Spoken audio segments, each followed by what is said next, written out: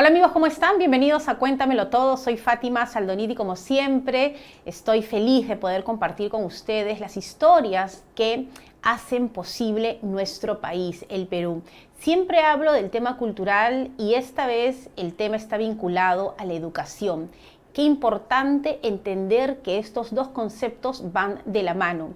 Y quiero hacer un llamado hoy a todos los padres de familia y a todos los maestros, directores y personal administrativo de los distintos centros educativos de nuestro país, porque hoy tengo una invitada de lujo. Hoy vamos a hablar sobre educación, pero también vamos a mencionar y tratar el tema que está vinculado a la importancia de conocer la Constitución del Perú. Vivimos momentos difíciles y siempre debemos de pensar en las nuevas generaciones. Hay un libro que es un libro que debería no solamente estar en los colegios, sino estar en todos los hogares del país. Pero mi invitada de hoy es una mujer extraordinaria. Es alguien a quien yo admiro muchísimo. Si a mí me preguntaran, Fátima, a ver, mencióname una de las mujeres del Perú que admiras, yo tendría que mencionar su nombre. Ella tiene un currículum impresionante, es educadora, ha escrito libros de historia, es magíster, tiene una consultora fabulosa para los colegios, pero sobre todo es un ser humano único. Y es una mujer a la que uno ve y dice, así quiero ser yo aspiro a ser como ella. Tiene mucha preocupación por la niñez y por la juventud y sobre todo le está entregando su vida a la educación. Nos quejamos mucho de lo que falta por hacer, pero ella es un ejemplo de que la acción, así sea pequeña, es el único camino para transformarlo. Hoy vamos a conversar con Rocío Chirinos Montalbetti.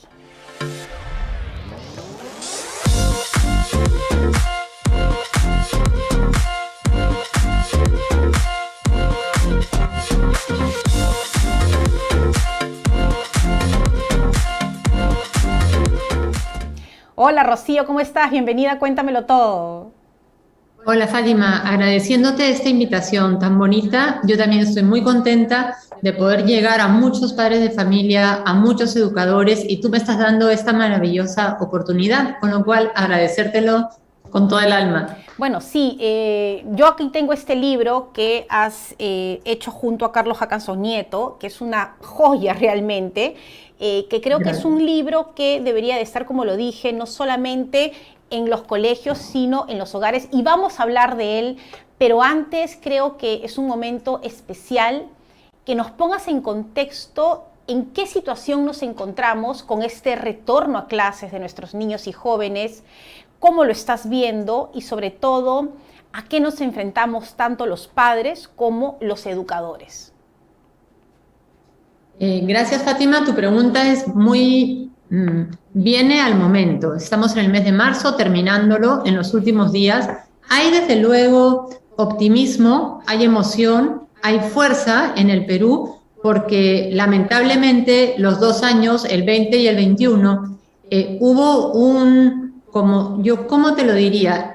Seguir lo que decían las autoridades, pero los países vecinos iniciaban clases presenciales o semipresenciales con experiencias donde nos iban avalando en que nos estábamos quedando un poquito atrás los peruanos. No quiero entrar en ningún tema conflictivo, pero de hecho había dos corrientes de opinión. Necesitábamos que las aulas se abran, porque la inmensa mayoría de peruanos que vivimos en casas pequeñas, en espacios muy limitados, con poca conectividad. Entonces intentamos salvar una situación de emergencia. Por supuesto, lo primero es la salud, el cuidado, la vida, pero a la vez teníamos un escenario que era un poco contradictorio, porque nos paseábamos por nuestra ciudad, si es Arequipa, o es Lima, o es Piura, o nuestro distrito, o nuestro pueblo, y nos encontrábamos que todo estaba abierto. En enero, en Lima, tú te paseabas y tenías los supermercados abiertos, tenías los centros de recreación abiertos, teníamos los cines abiertos, teníamos las tiendas abiertas, teníamos los mercados abiertos, y realmente en diciembre teníamos las escuelas cerradas. ¿Y quiénes han sufrido ese impacto? Niños y adolescentes. Eso trae un costo. en aprendizajes y un costo emocional, lo que se llama la salud emocional. Y ante este costo emocional, ahora que hemos abierto las escuelas, eso también lo ha dicho el Ministerio de Educación, hay que priorizar el bienestar emocional, pero nos corremos el riesgo de que sea una frase que no lleva a acciones concretas, porque no terminamos de darnos cuenta, y a mí sí me están llegando noticias que son una alerta, como un semáforo, verde, naranja, rojo, alerta rojo. O sea, la primera tarea que tenemos los educadores, y me quiero dirigir sobre todo ahora a los colegios, a los centros de educación inicial en el Perú, cuidar la educación, cuidar la salud mental, cuidar el bienestar. Los colegios tienen que ser otra cosa. Ya no pueden ser lo que fueron el 19 y menos el 20 y el 21. Claro, los colegios... Rocío, porque hay como un pensamiento de que hay que recuperar el aprendizaje que no se pudo dar en los años que mencionabas, y creo y comparto esta opinión tuya, que lo más importante es fortalecer a nuestros niños y jóvenes en el tema emocional, para luego pues avanzar lo que se pueda, y no va a pasar nada si es que en lugar, no sé, de 10 estrategias o 10 conceptos aprendan 3, ¿no? Si es que al final son 3 bien aprendidos, pero ellos seguros, felices y fuertes. Ese es el mensaje que hay que transmitir a todos. Aquí tenemos el dilema, hay un dilema. Aprendizajes versus bienestar emocional. Ese es un dilema y lo tiene el profesor. A veces estamos muy formateados con el currículo. Entonces uno dice, yo tengo que avanzar, que si las matemáticas, la comprensión lectora, etcétera, etcétera. Pero si tu niño está con estrés, o si en tu aula no hay un buen clima de aula, entonces los dos aspectos son importantes, pero en estos momentos que no son cortos, no es un tema de diagnóstico de la primera semana, sino a lo largo de todo el año tenemos que poner el foco en el bienestar emocional. ¿Cómo se encuentran mis niños o mis adolescentes? Hay chicos que están con temor, hay chicos, miles de niños en el Perú que están con un duelo que no ha terminado, hay incertidumbre. Después, lo acabas de decir hace un ratito, es verdad, soy historiadora, está comprobado a lo largo de la historia que después de los grandes conflictos mundiales, y ojo que todavía está, el COVID ha sido un conflicto mundial global, pero luego tenemos el tema de Rusia y Ucrania, pero vamos a lo nuestro, vienen unos años que se llaman contexto VUCA. ¿Qué quiere decir un contexto VUCA? Quiere decir que vienen unos años en que hay mucha vulnerabilidad, indecisión, incapacidad de tomar decisiones acertadas porque uno tiene temor. Y después de la Segunda Guerra Mundial, que hubo una de estas situaciones, 7 países que quedaron destrozados, al día siguiente empezaron a funcionar, a construir el país. Es decir, no se quedaron paralizados. Nosotros ahora en educación tenemos que saberlo. No es momento de parálisis, es momento de abrir las escuelas, sí, con todas las seguridades, poniendo la salud por delante. Pero luego, entre ese dilema de aprendizajes versus apoyo emocional a los estudiantes, tenemos que inclinar primero la balanza al apoyo emocional a los estudiantes. Y ese es un mensaje importante sobre todo para los directivos, ¿no? Porque hay como una competencia a veces entre los colegios o entre las famosas pruebas PISA y ver que el niño lee, comprende y que puede sumar y restar. Y tú dices, pero alguien le está preguntando a ese niño cómo te sientes, ¿estás preparado para aprender a sumar? ¿Tienes ganas de aprender a leer? O sea, también creo que eso es una llamada de atención para las cabezas, para entender que más que competir por ser el primero o el mejor, hay que empezar a sacar adelante a nuestros niños que están todavía con un atraso emocional, ¿no? Se han quedado en la sociabilización de hace 2 años y recién están volviendo.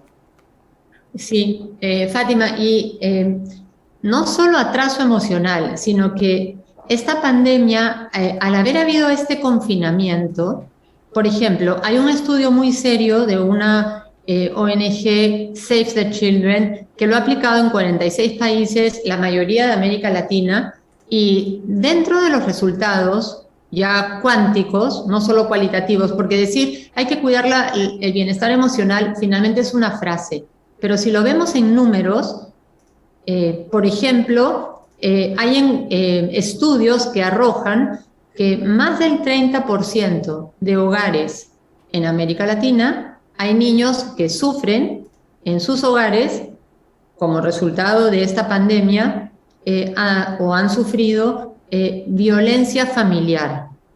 Por poner un ejemplo, en un estudio de CEPAL en Puno se ha demostrado que hay niños de 14 y 15 años con un lenguaje verbal de un niño de 6 y 7 años.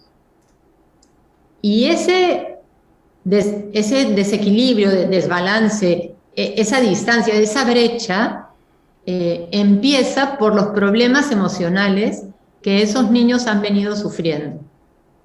Entonces, finalmente, sí, los aprendizajes hay que lograrlos, pero modelando, pero entrando en lo emocional del niño. Es lo más bonito de la educación, es el área de, hoy tenemos que sustituir palabras, tenemos que sustituir la palabra exigencia por motivación, tenemos que sustituir la palabra control por acompañamiento. O sea, la educación ha cambiado. Ha cambiado. Y los niños, bueno, total. Es verdad eso. Vamos a hacer, Rocío, te pido una pequeña pausa. Nos están escribiendo muchísimo. Hay muchas preguntas de los padres y voy a transmitirte estas dudas luego de esta pausa aquí en Cuéntamelo Todo. Hoy estamos hablando con Rocío Chirinos respecto a cómo estamos enfrentando este retorno a clases dentro de esta pandemia que aún estamos viviendo. Volvemos aquí en Cuéntamelo Todo. Estamos de regreso aquí en Cuéntamelo Todo. Hoy conversamos con Rocío Chirinos sobre el retorno a clases. Ella es experta en educación y justamente hay muchas preguntas sobre cómo enfrentamos esta etapa. Rocío, tú mencionabas antes del corte esta presión que hay de los maestros, de los niños, pero también los padres están muy desubicados y los padres finalmente son el primer entorno del niño y el joven. ¿Qué hacemos con los padres? Resulta que hay colegios que han optado por la modalidad mixta, o sea, algunos días van al colegio, otros días virtual, el padre y la madre están trabajando, ya no tienen las computadoras y es un caos la casa y ese caos se transmite al niño, al joven y finalmente es lo que se ve en el aula. ¿Cómo hacemos con el tema de los padres? ¿Cómo los contenemos a ellos? Ajá, sí, Fátima, efectivamente hay dos opciones hoy por hoy. Hay colegios que ya decidieron, porque lo pueden hacer, la presencialidad total. Todos están yendo. Hay muchos colegios que están yendo por días, lunes, miércoles, viernes, martes, jueves. Entonces los padres se tienen que multiplicar, dividir en 4, tienen a 2 chicos en la casa. ¿Qué haces con un chico en la casa todo el día? El papá se tiene que ir a trabajar.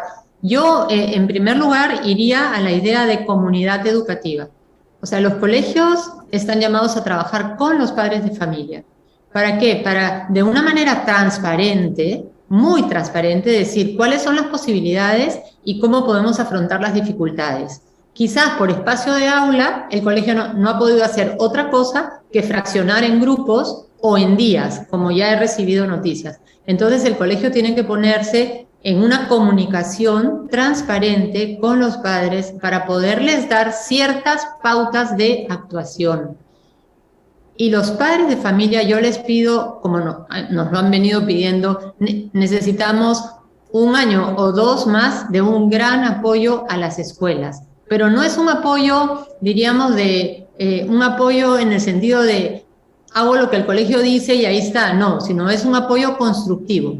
O sea, decir todo lo que les preocupa, dar ideas, compartir con los tutores o con el director del colegio las dificultades que se ven en la casa, por ejemplo, en esas clases online que se están dando todavía, para transparentar, porque el modelo educativo híbrido es una experiencia nueva y en esa experiencia no hay colegio que sea experto, no hay un modelo a seguir. Lo que hay es que evaluar el contexto de cada colegio, en qué situación está. Si yo estoy pensando, por ejemplo, en un colegio en el Callao, en una zona en la que pueda haber muy poca seguridad ciudadana, en que los niños no pueden entrar y salir a cualquier hora y tienen que ir acompañados de sus padres. Pues el colegio tendrá que hacer el esfuerzo de facilitar que cuanto antes todos puedan venir a clases, siempre que se cuiden todos los protocolos que tienen que ver con el COVID.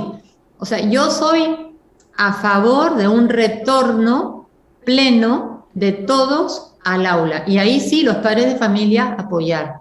Apoyar en que no falte la mascarilla, apoyar en que tengan un recipiente con alcohol, apoyar en la distancia social. O sea, ahí sí, necesitamos hábitos que los niños, por su cuidado personal, los tienen que implementar. Entonces yo, más que nunca, creo que es importante la comunicación familia, escuela, con todos los medios que eso requiera. Ahora, yo veo, tú sabes que yo tengo 2 hijos en primaria, y no solamente en el colegio de mis hijos, sino con otras amigas de otros colegios, yo siento que los padres tienen miedo a que sus hijos fracasen, ¿no? Entonces tienen temor que el niño sea catalogado como que tiene un D o un C y que no logra con los objetivos. Y entonces hay una presión para que el niño sea el primero de la clase y les exigen y les ponen clases particulares en la tarde porque tienen pánico al fracaso del niño. Pero también siento que ese niño se siente presionado y en un momento va a decir yo ya no quiero ir a clases. ¿Cómo calmamos a los padres y les explicamos que igual van a aprender, que es todo un proceso? O sea, ¿cuáles son esos lineamientos que deberíamos de tener nosotros como padres para no entorpecer el avance de nuestros niños? Queremos que lean, que multipliquen, que sepan de memoria la tabla periódica, y el niño está en otra etapa y decodificando su contexto primero de otra manera. Así es, hay que, la pedagogía, o sea, los nuevos aportes de la tecnología, de la neurología, de la pedagogía, de la psicología, yo diría que es necesario como padres también cambiar de chip, igual que los profesores, los padres también. 1, confianza. Confianza en que los procesos se van a dar de una manera diferente a como los hemos vivido nosotros. ¿Por qué? Porque la información ahora nos viene de manera digital, o sea que antes uno tenía que saberse ciertas fórmulas de memoria, por poner un ejemplo, pero ahora no. Ahora los procesos se dan, la información los chicos la tienen a su alcance y cada vez la van a tener más. Lo que necesitamos como padres es formar en hábitos, y justamente en hábitos, por ejemplo, de autonomía, darle seguridad. O sea, yo sí me imagino una mamá con un hijo de 8 años, y si tú ves que el proceso lector no es bueno, yo sí me imagino que puede haber cierta relación mamá-hijo, vamos a leer un cuento, vamos a leer una noticia, escucharlo, pero sin una ansiedad por la nota, porque la evaluación hoy por hoy es formativa y hay que exigirlo en los colegios. No va a una nota, no va a haber primero, segundo, tercero, cuarto, quinto, no, ya las inteligencias múltiples ya están por encima de todo eso. O sea, todos buscamos la excelencia de cada hijo, pero la excelencia no es comparativa, no es qué nota tiene mi hijo o si es mejor que el otro, sino que se van a dar procesos, tengan la seguridad, papitos que están escuchando, padres de familia, tengan la seguridad que los aprendizajes se van a dar, pero no todos a la vez, ni en el mismo momento, ni colocando a mi hijo por encima del otro. No compares a tu hijo con sus compañeros. Crea para él un proyecto personal de excelencia, de desarrollo, y eso en tu hogar. O sea, ahí sí podemos ayudar mucho a los padres. Si tu hijo ayuda en el orden de su cuarto, en el orden de tu casa, en ciertas responsabilidades que les das, los aprendizajes se darán. Y para eso viene la comunicación con el colegio. Decirles a los colegios cómo podemos llegar a esta realidad, cómo están mis hijos. Porque ahora además es todo educar por competencias. Es cómo resuelvo un problema. Ya sea utilizando matemáticas, utilizando comunicación, utilizando habilidades interpersonales. Entonces, yo les diría a los padres de familia, bajemos la ansiedad. No me preocupo si mi hijo es mejor que el otro, sino cómo es él y en qué lo puedo ayudar. Claro, basándonos en sus fortalezas. Ahora, yo leí un estudio, Rocío, que decía, un estudio español de la experiencia de allá con los niños y jóvenes, decía, para hacer un símil con nosotros, ¿no? Que el primer bimestre había sido maravilloso, los niños habían llegado, estaban felices, se levantaban temprano, hacían la tarea.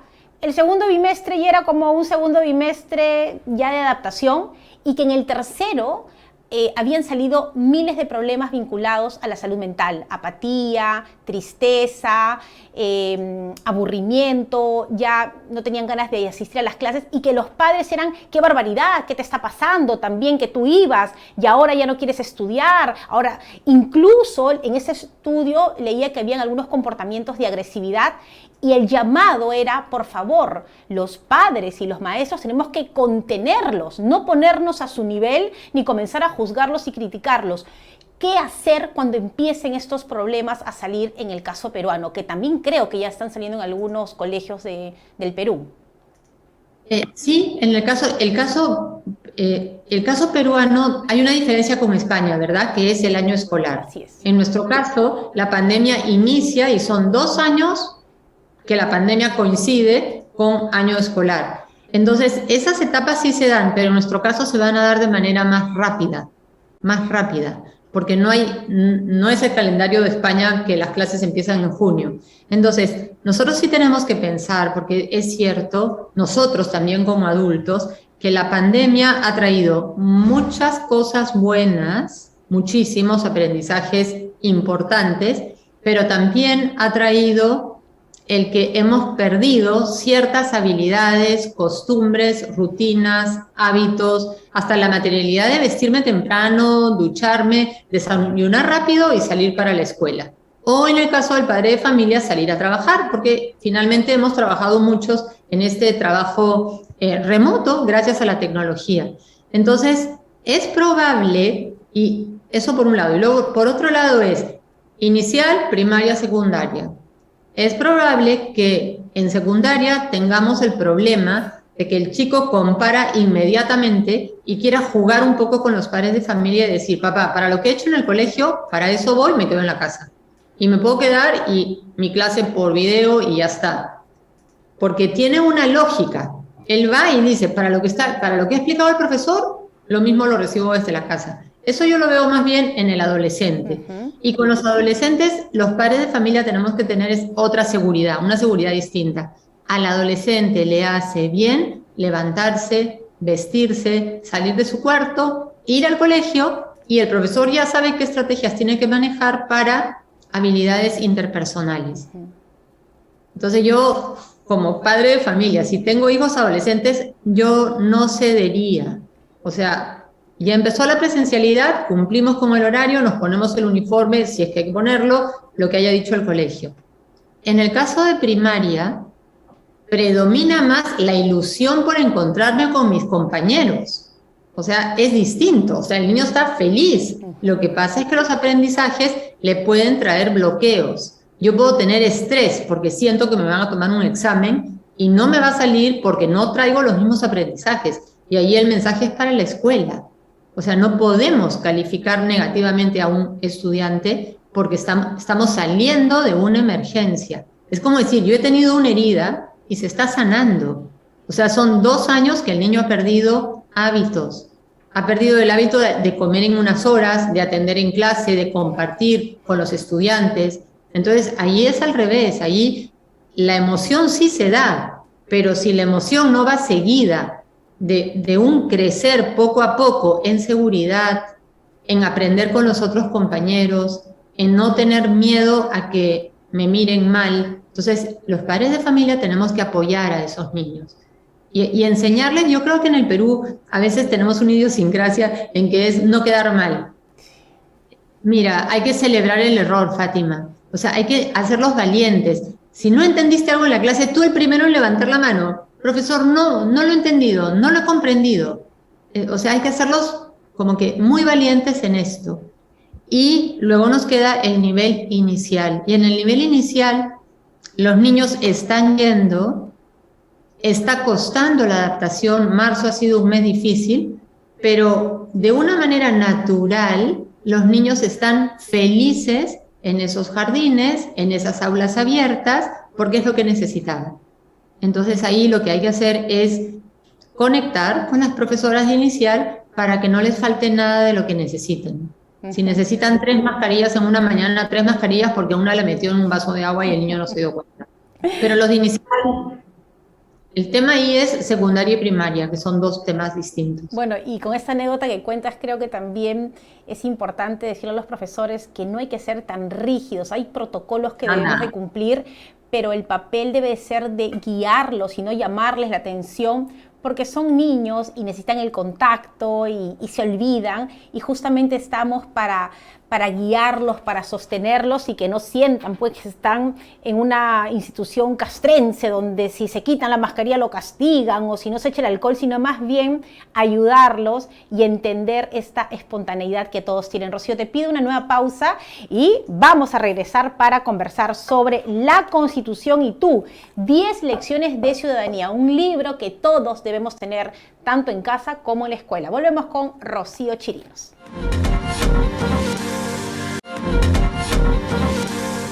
Estamos de regreso en Cuéntamelo Todo, hoy hablando sobre qué hacer frente a los desafíos del retorno a clases. Estamos con Rocío Chirinos y justamente ella y Carlos Hackanson han sacado un libro fundamental, como lo decía, para todos los colegios, las casas, y es este que tengo aquí en mis manos, La Constitución y tú, 10 lecciones de ciudadanía. Cuando uno ve todos los problemas, Rocío, que tenemos actualmente en la sociedad, todo termina en la Constitución. Todo, ¿no? No sé, pero es que es parte, pues es lo que rige. Y la pregunta es, ¿y qué quieres cambiar de la Constitución? ¿O qué no te gusta? ¿O cuántas veces te has leído la Constitución? Y la respuesta es 0. ¿Cómo empieza esta idea con Carlos Hackanson de hacer un libro? Este es un texto muy didáctico, tiene actividades, ¿no? Es muy fácil de leerlo y estamos hablando de lo que rige nuestro país, la Constitución Política del Perú. ¿Cómo nace esta idea? Muchas gracias, Fátima, y nace como todas las cosas que me han sucedido en la vida. La verdad, soy muy peruana y hemos vivido un 28 de julio desgarrador. Yo quiero para los niños, para los jóvenes, quiero el mejor Perú. Jorge Basadre nos decía, ¿no? El Perú, problema, posibilidad. Hace poco me contaron una anécdota de marketing, yo no soy nada de marketing, pero bueno, un empresario que tiene en un gran país una fábrica de zapatos y manda a su mejor vendedor a un X país para estudiar el mercado y ver si ahí puede vender zapatos, regresa el vendedor, perdona que el ejemplo, pero va a ser muy gráfico, y el vendedor le dice, mire señor, o jefe, o lo que quieras, en este país no se van a poder vender esos zapatos porque la gente no usa zapatos. Total que el dueño de la empresa manda a otro vendedor y le dice, mira, vete a este país porque quiero ver si esta marca la puedo llevar a este país, y el otro viene súper optimista y le dice, se van a vender millonadas de zapatos. ¿Y por qué? Porque la gente no usa zapatos. Entonces, una misma realidad la podemos ver de 2 maneras. Yo estoy totalmente comprometida con la educación y totalmente comprometida con el Perú. Respeto, aplaudo y me encanta cuando hay peruanos que triunfan en el extranjero, pero yo quiero peruanos que triunfen en el Perú, que hagamos país, que hagamos patria, con diferentes miradas, porque somos un país donde una de nuestras riquezas justamente es lo que nos están diciendo desde hace años, un país pluricultural, un país multiétnico, un país, esa es una riqueza. Tan peruano es, no sé, el niño que ha nacido en el centro de Lima, cercado de Lima, bla, bla, bla, como la niña que ha nacido en la Concepción, más allá ¿no? En el Bajo Urubamba, pero no se sienten igualmente peruanos. Pero la ciudadanía no está llegando al Perú. Entonces yo pienso que cada peruano profesional tenemos que ver cómo aportar. ¿Y yo cómo puedo aportar? Pues puedo aportar a la educación. Es el campo que tengo a la mano. ¿Y qué me encuentro en los colegios? Que estuvieron preocupados del inglés, están preocupados de la tecnología, están preocupados de, no sé, que si el ingreso a la universidad, aunque el ingreso ya no preocupa porque de verdad seamos transparentes. Las universidades van a los colegios a llamar a los chicos. Así es. O sea que aquí, transparencia. Muy bien, pero no estamos preocupados de educar peruanos, educar en ciudadanía. Entonces, ¿cómo surge la idea? La idea surge casi sin pensar. O sea, el profesor, famoso profesor, que puede ser el tutor o todos los profesores o lo que fuera, no se le da atención a estos aspectos de la educación, que ahora lo vamos a ver, que tienen que ver con mi identidad, y mi identidad tiene que ver con mi autoestima. O sea, si tú a un niño, a un adolescente, lo llevas mañana a Madrid y se rodea de un grupo de chicos en Madrid, digo Madrid como tú puedes decir cualquier otro país, y entre burla y jijiji, jaja, ay, ¿tú de qué país eres? Y el chiquito se da cuenta que lo están mirando por encima del hombro, y le cuesta un poco decir que es peruano porque viene uno y le dice, ah, eres un sudaca, porque ese uno no sabe nada, y no tiene su identidad bien arraigada, entonces va pasando lo que pasa, ¿no? Que sin querer, nos sentimos menos. Así es. Porque está faltando ese verdadero concepto y educación en ciudadanía. Si yo veo que que los jóvenes del Bicentenario tienen una serie de reclamos, maravilloso, los aplaudo, pero si esos reclamos te llevan a tirar piedras contra un edificio de nuestra ciudad, entonces es diferente. Y si ese edificio representa una institución del Estado, entonces es diferente. Yo puedo tener un accidente o puedo ocasionarme un daño. Entonces hay miles de temas como lo acabas de decir, y ahí fue cuando dije, bueno, hagamos un recurso. Empecemos por un libro que aborde el tema de la Constitución, pero desde el punto de vista de la construcción de la ciudadanía en los adolescentes y en los adultos. Y eso vamos a ir poco a poco, por eso como lo acabas de decir, es un solo libro pero con actividades graduadas, porque hay aspectos que tienen que quedar afianzados al terminar primaria, en secundaria primer ciclo, segundo ciclo, tercer ciclo. A lo que apunto es a construir ciudadanía y a que los peruanos no veamos en el Perú problemas, sino posibilidades. Claro. Que nos lleven a comprometernos con nuestro país para querer hacer país. Y además algo importante que mencionabas, Rocío, es esta vinculación del concepto cultura con educación, ¿no? Aquí hay una cultura propia, pero necesitamos educarla para mantener esta identidad nacional nuestra, y creo que también lo podemos vincular al tema de la dignidad humana, ¿no? Que básicamente la Constitución defiende la dignidad, y por ejemplo la calidad educativa y lo que se merecen nuestros niños y jóvenes es eso, ¿no? Que entendamos que son seres humanos dignos y que merecen lo mejor. Los peruanos acabamos de recibir hace año y medio el nuevo proyecto educativo nacional. El Perú tiene en educación, por un lado el Ministerio de Educación y por otro lado el Consejo Nacional de Educación, que emite cada 6 años como un proyecto estratégico. ¿Qué tenemos que hacer en los próximos 6 o 7 años? Actualmente el proyecto educativo nacional está plasmado para el 2036. Y un poquito que la idea es, ¿y qué tenemos que hacer los peruanos en estos años para mejorar la calidad de la educación? Y prácticamente el objetivo estratégico es educar en ciudadanía plena. Pero eso es global. En todos los países se habla de educar en ciudadanía, pero a veces es una palabra que no está como, ¿qué entiendes tú por ciudadanía y qué entiendo yo por ciudadanía? Ahí es donde va el vínculo con el tema cultural. Es verdad. Tenemos que ser ciudadanos del mundo, pero para ser ciudadanos del mundo, primero tengo que ser ciudadano de mi país. O sea, yo soy peruano. Los peruanos tenemos una fortaleza, que somos un país unitario. Buscamos la descentralización, pero todos nos sentimos peruanos. Entonces, eso es una fortaleza, pero lo podemos perder, Fátima. Si no hay una educación en ciudadanía y para la ciudadanía, hasta este concepto lo podemos perder, porque políticamente hay intereses en América Latina, en visiones diferentes de país. Yo no voy a entrar ahora en temas políticos, pero sí voy a entrar en que el niño y el adolescente, yo como persona, necesito saber quién soy, necesito saber cuál es mi cultura, porque eso me da seguridad, eso me hace construir mi identidad, hasta desde el momento en que me dan mi documento nacional de identidad, ¿no? Y perfecto, soy peruano, pero ¿qué quiere decir soy peruano? Porque a veces nos quedamos solamente en un tema, sí cultural, pero más bien patria, amor a la patria, 28 de julio, y los colegios, wow, todos los colegios hacen festivales, O cuando juega fiestas. la selección, como lo que hemos vivido, ¿no? Ayer es una fiesta ya lindo, una fiesta de patriotismo y de emoción, pero tiene que haber un aspecto cognitivo.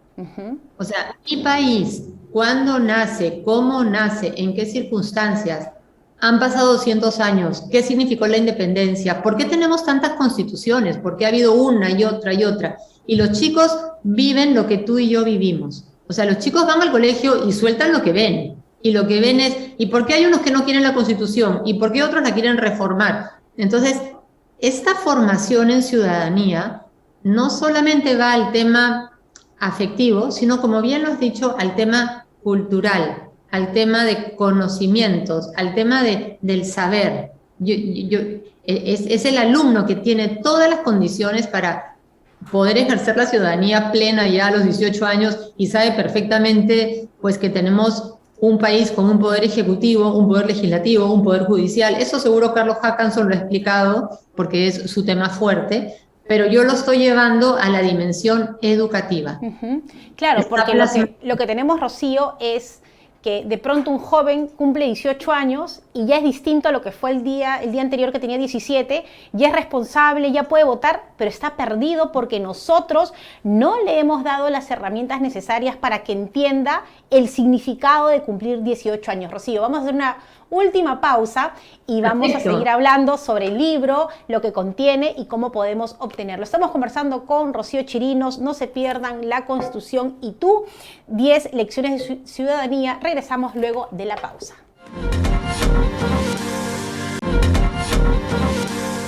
Estamos de regreso en Cuéntamelo Todo, hoy hablando sobre educación, cultura y ciudadanía. Y justamente Rocío Chirinos es autora junto a Carlos Hackanson de este importante libro para conocer la Constitución del Perú. Rocío, cuéntanos un poco cómo ha sido el desarrollo, es decir, las personas que adquieren el libro, qué es lo que van a encontrar, cómo ha estado dividido y qué material pueden tener, por ejemplo, los maestros.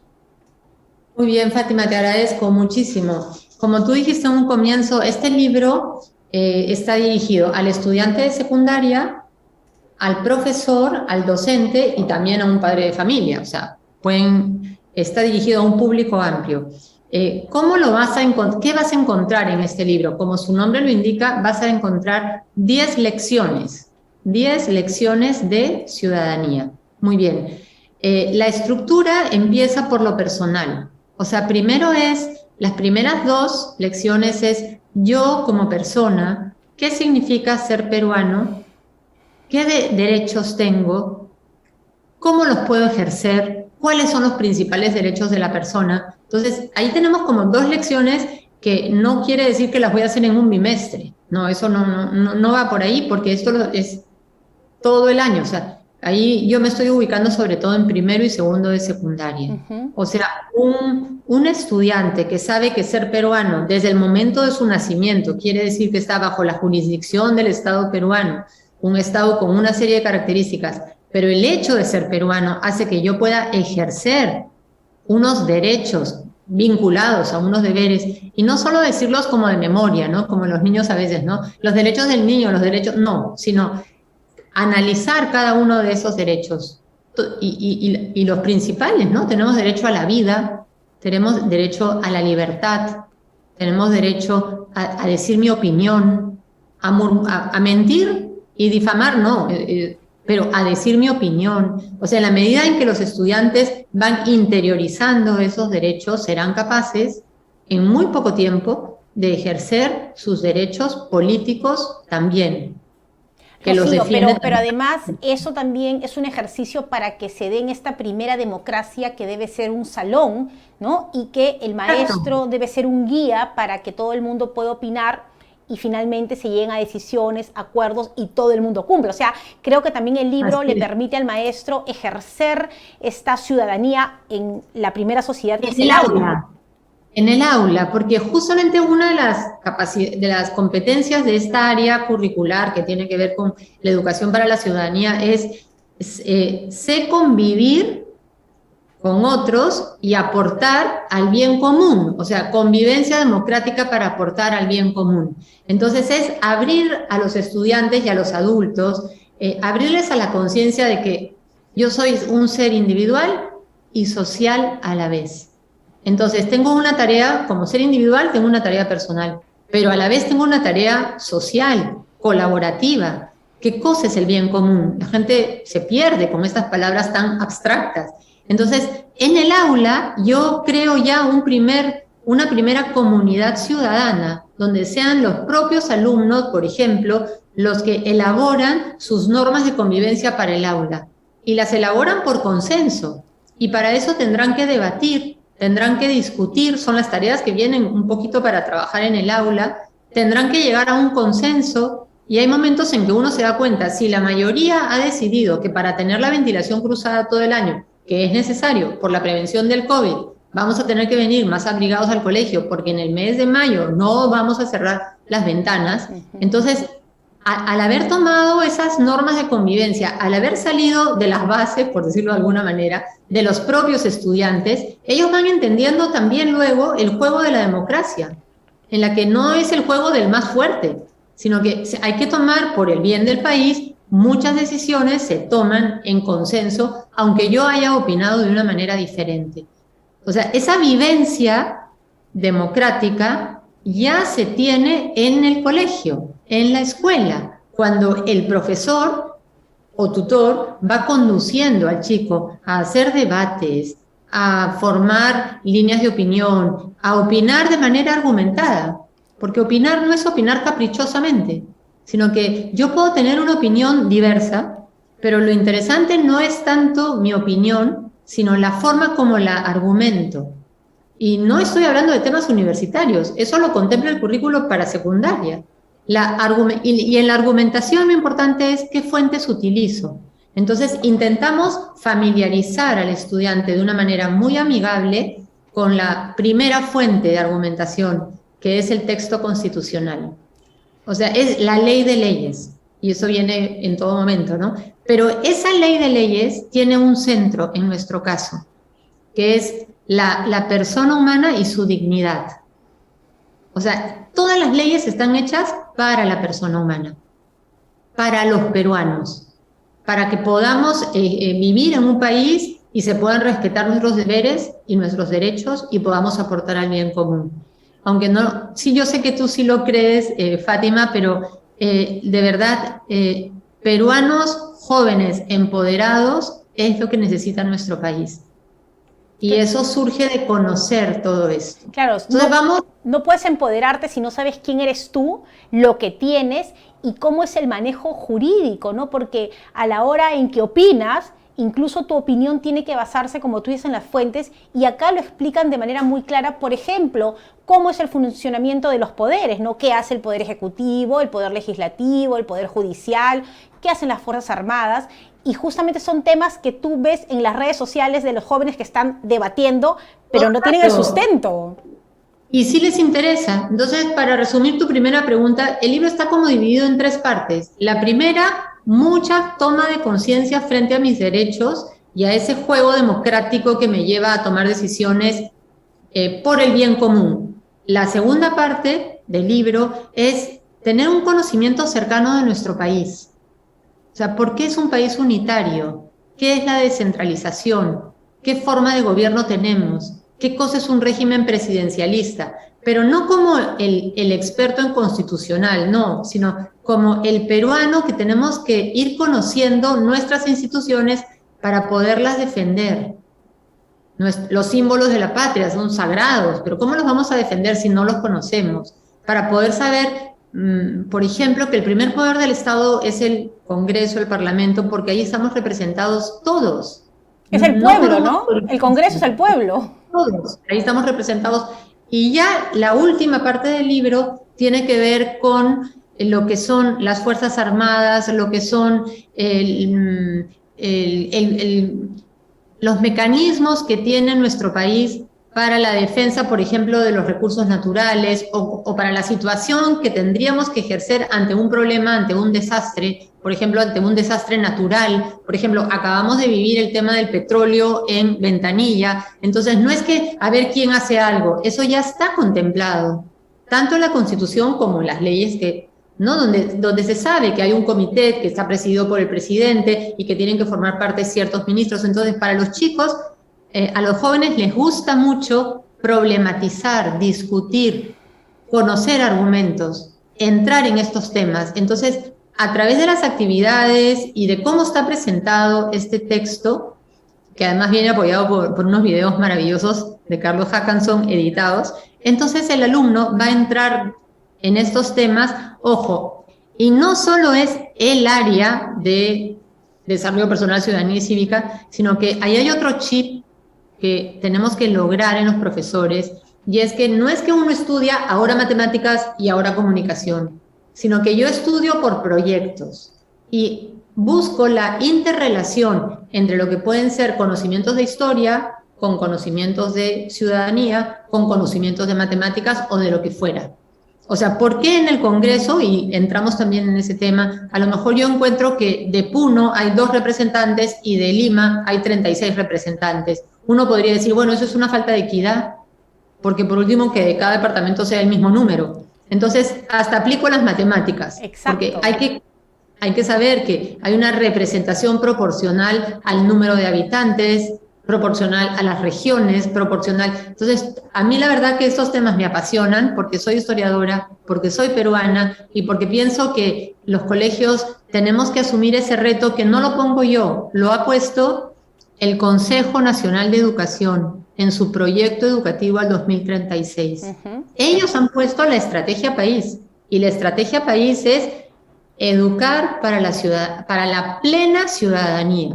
Ahora, Rocío, yo escuchándote debo corregirme y decir que no solamente es un libro que deben tener todas las casas y las escuelas, sino también todo aquel que quiere postular un cargo público, porque te das cuenta que a veces en campaña te prometen cosas que ya están en la Constitución, ¿no? Vamos a garantizar una ley para garantizar la educación de todos los peruanos. Pero ya está, ¿no? Vamos a garantizar la frontera. Todo está aquí. Lo que pasa es que no lo conocemos. Rocío, ¿dónde podemos conseguir el libro? Es decir, los que nos están... Perdona, y solo añadirte un tema para no entrar... Estamos en un momento muy crítico desde el punto de vista político y todos sabemos que lo escrito luego se interpreta. O sea, tú puedes tener algo escrito, ¿no? El Perú es un estado democrático que nace, pero el tema es cómo lo interpreto. Y ahí viene la lectura o los filtros ideológicos que podamos tener y que también son respetables. En cualquier caso, lo que nos va a llevar a mirar al país y que necesitamos esa confrontación, pero para crecer, es una formación de ciudadanía. No es que todos vayamos a tener la misma mirada, pero la Constitución no busca que tengamos la misma mirada. Lo que busca es que todos entendamos lo que es un comportamiento ciudadano, que nos va a llevar a defender a nuestro país y a sus instituciones. ¿Cómo adquirir ese libro? Hemos buscado la forma viva la tecnología, la actual. O sea, no te lo vas a encontrar en una librería, te lo vas a encontrar en un sitio web y lo vas a poder comprar directamente y te va a poder llegar a tu casa, o sea, www.equo.pe, y ahí te encuentras la venta y te puedes comprar el libro impreso o el libro digital y simplemente es un pago a través de la página web que te lleva al lugar y luego uno elige. O pasas a recogerlo a la librería que sí hay o que te llegue a tu casa y ya está. O sea, hemos buscado una forma más fácil. Ahora, también, Rocío, nos están escribiendo algunos directores de colegios y algunos profesores sobre el centro que tú tienes, esta consultoría de educación especializada. ¿Cómo hacen para contactarte de repente si quieren que vayas al colegio a dar una charla? ¿Hay algún teléfono? Estamos dando charlas y además hemos elaborado un programa para la implementación de este recurso en las aulas de secundaria. Entonces es muy fácil, es la consultora de educación personalizada y el teléfono es 987-926 630. Y ahí les vamos a atender. También tiene su página web, pueden ingresar, todo, pero hoy por hoy lo fácil. Rocío, ¿cuál sería este mensaje final para todos los que somos esta gran comunidad educativa respecto a los retos de este 2022? Pues, yo diría, somos peruanos, eduquemos a nuestros niños y jóvenes que serán quienes van a ser país en los próximos años. Bueno, Rocío, muchísimas gracias por la entrevista y creo que ya todos estamos llamados a tener este importante libro. Estuvo con nosotros Rocío Chirinos Montalbetti. Muchos cariños para ti, Rocío. Gracias, Fátima, y gracias a todos los que han participado de esta sesión. Claro que sí. Miren, qué importante, ¿no? Esta entrevista. Hoy hemos aprendido, creo que muchísimas cosas. Lo primero, entender que la parte emocional es lo que va a primar en este 2022 frente a lo que debemos de enseñarle a nuestros niños y jóvenes. Nos necesitan, nosotros somos los adultos, los padres, los maestros, los directores, la parte administrativa. Es importante también que nosotros tengamos una buena salud mental porque es lo que le vamos a transmitir a ellos. Y si hay una madre que está alterada, estresada, primero debe de calmarse para darle tranquilidad a sus niños. El mensaje que nos deja Rocío frente a los maestros es ¿qué vamos a evaluar ahora? Los niños igual van a aprender, los niños van a seguir con el proceso evolutivo de todas las cosas que tienen por delante de lo cognitivo. Pero ¿qué base emocional les tenemos que dar? Esa es la pregunta que cada maestro tiene que hacerse en este momento. Y lo otro es la importancia de la ciudadanía. No podemos pedir cambios ni transformaciones, ni hablar de una peruanidad o de que yo me siento peruano si es que no conocemos nuestra Constitución. Pero ese es un trabajo que tenemos pendiente los adultos. ¿Cuántos de ustedes han leído la Constitución?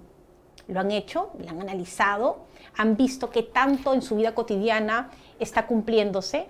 Pero más allá tenemos la obligación, actualmente, ahorita, en este 2022, de formar a nuestros niños y jóvenes, porque ellos van a ser nuestros líderes. Y sí podemos ahora renegar o criticar la sociedad que tenemos, pero que esta crítica tenga una acción y que la acción sea formar emocionalmente a nuestros niños, darles el conocimiento que merecen, pero sobre todo decirles que son peruanos y que tienen derechos y también deberes que están contemplados en la Constitución Política del Perú. Muchas gracias por habernos acompañado. Eso ha sido Cuéntamelo Todo. Nos vamos y regresamos en la próxima edición. Chao.